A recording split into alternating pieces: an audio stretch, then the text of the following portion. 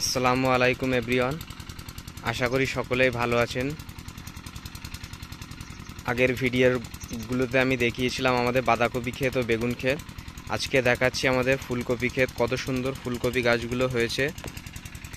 ফুলকপি গাছে একবার চেহারাগুলি দেখেন কত সুন্দর হয়েছে।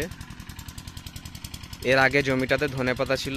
এই যে ধনেপাতা গাছগুলি দেখতে পাচ্ছেন, ধনেপাতা তোলা হয়ে গেছে। ধনেপাতাটা প্রায় 1,20,000 টাকা বিক্রি করা হয়েছিল।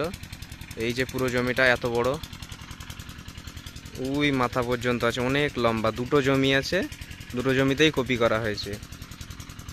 জমিটা খুঁড়ে রাখা হয়েছিল, দিয়ে তারপর সার দিয়ে জল দেওয়া হয়েছে, দিয়ে গাছগুলির চেহারা পাল্টে গেছে। এরকম সুন্দর হয়ে গেছে গাছগুলি, দেখার মতো। পোকা লেগেছিল, একটু পোকার তেলও দিয়ে গেছিলাম আমি আর কাকা এসে।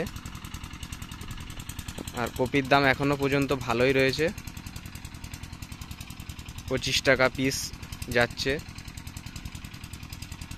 মানে একটা চাষের মধ্যে ধনেপাতা থাকার যখন ছিল, ধনেপাতার মধ্যেই কপি গাছগুলি বসানো হয়েছিল।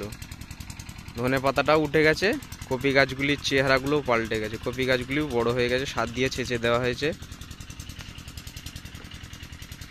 যদি এত সুন্দরভাবে কেউ চাষ করতে চায়, কোনো কিছু জানার ইচ্ছা থাকে, তাহলে আমাকে কমেন্ট করবেন। আমি আপনাদেরকে বলে দেবো কি কি সার ওষুধ ইউজ করতে হবে, কিভাবে কি এত সুন্দরভাবে চাষ করবেন, আমি বলে দেবো সব কিছু। আসসালামু আলাইকুম। ভিডিওটা এই পর্যন্তই।